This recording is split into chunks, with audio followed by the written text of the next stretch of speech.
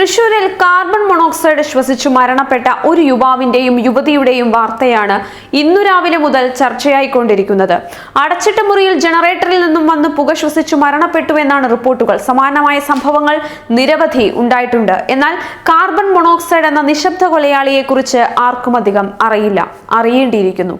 കൽക്കരി, പെട്രോൾ, മണ്ണെണ്ണ, വിറകു, ഗ്യാസ് മുതലായവ കത്തുമ്പോൾ ഉണ്ടാകുന്ന രണ്ട് വാതകങ്ങളാണ് കാർബൺ ഡയോക്സൈഡും കാർബൺ മോണോക്സൈഡും. ഇവ അന്തരീക്ഷത്തിൽ ഉണ്ടെങ്കിൽ തിരിച്ചറിയുവാൻ സാധ്യമല്ല.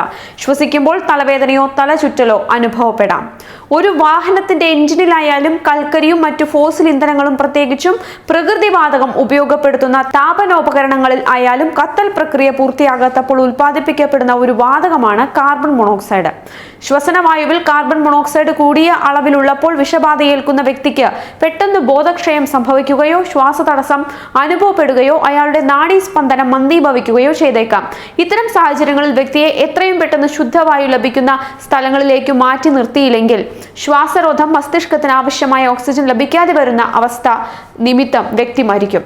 ജീവൻ നിലനിർത്താൻ അത്യന്താപേക്ഷിതമായ ഓക്സിജൻ ശരീരകലകൾക്ക് എത്തിച്ചു കൊടുക്കുന്നത് അരുണ രക്താണുക്കളാണ്. കാർബൺ മോണോക്സൈഡ് ശ്വസന പ്രക്രിയയിലൂടെ രക്തത്തിൽ കലരുമ്പോൾ ഈ രക്താണുക്കൾ ഓക്സിജനേക്കാൾ വേഗത്തിൽ കാർബൺ മോണോക്സൈഡ് ആഗിരണം ചെയ്യും.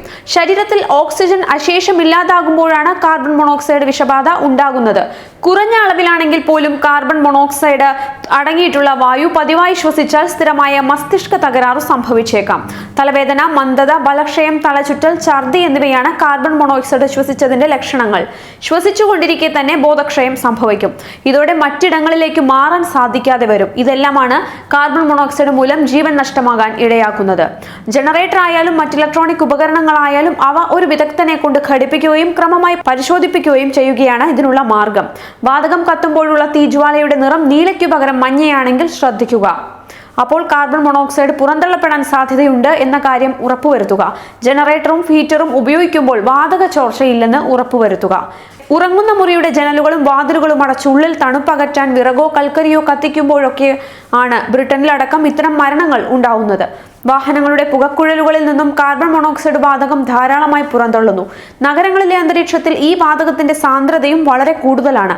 പാശ്ചാത്യ രാജ്യങ്ങളിൽ കാർബൺ മോണോക്സൈഡ് വാതകം ഉൽപ്പാദിപ്പിക്കപ്പെടാൻ സാധ്യതയുള്ള ഗീസർ പോലുള്ള ഉപകരണങ്ങൾ സ്ഥാപിക്കുന്ന മുറിയിൽ ഗ്യാസ് ലീക്ക് ഡിറ്റക്ടർ എന്ന ഉപകരണം നിർബന്ധമായും ഘടിപ്പിച്ചിരിക്കുന്നുണ്ട്. കാർബൺ മോണോക്സൈഡ് ഉണ്ടെങ്കിൽ 3 മിനിറ്റിനുള്ളിൽ തന്നെ മരണം സംഭവിക്കുമെന്നാണ് റിപ്പോർട്ടുകൾ. അടുത്ത കാലത്തായി കാറിനുള്ളിൽ ആളുകളെ മരിച്ച നിലയിൽ കാണപ്പെട്ട സംഭവങ്ങളും ഇതുമൂലം തന്നെയാണ്. കാറിലെ AC പ്രവർത്തിക്കുമ്പോൾ പുറത്തുവരുന്ന കാർബൺ മോണോക്സൈഡ് ശ്വസിക്കുമ്പോഴാണ് ഇത്തരം മരണങ്ങൾ സംഭവിക്കുന്നത്. AC പ്രവർത്തിപ്പിക്കണമെങ്കിൽ കാർ എഞ്ചിൻ പ്രവർത്തിപ്പിക്കണം. കാർ എഞ്ചിൻ പ്രവർത്തിക്കുമ്പോൾ എക്സ്ഹോസ്റ്റിലൂടെ പുറന്തള്ളുന്ന വാതകങ്ങളിൽ പ്രധാനം ഈ കാർബൺ മോണോക്സൈഡ് ആണ്. ഈ കാർബൺ മോണോക്സൈഡ് AC വഴി ഉള്ളിലേക്ക് എത്തുകയും ഇത് ശ്വസിക്കുന്നവർ മരണപ്പെടുന്ന അവസ്ഥയും ഉണ്ടാകും. അതുകൊണ്ട് ഒരിക്കലും ഇത്തരം സാഹചര്യങ്ങളിൽ പുറമെ നിന്ന് വായു വലിച്ചെടുക്കുന്ന രീതിയിൽ AC-യുടെ നോബിന്റെ പൊസിഷൻ ആകരുത്. കാറിന്റെ പുകക്കുഴലിൽ ലീക്ക് ഉണ്ടായിരുന്നാലും കാറിനുള്ളിലേക്ക് കാർബൺ മോണോക്സൈഡ് കടക്കും. AC ഉപയോഗിക്കുന്ന കാറിലെ യാത്രക്കാർ ഇക്കാര്യം പ്രത്യേകം ശ്രദ്ധിക്കുക. കാറിലെ AC പ്രവർത്തിപ്പിച്ച് ദീർഘദൂരം യാത്ര ചെയ്യുന്ന ശീലമുള്ളവരും ഇത്തരം റിസ്കുകളെ കുറിച്ച് ഓർമ്മിക്കുന്നത് വളരെ നല്ലതാണ്.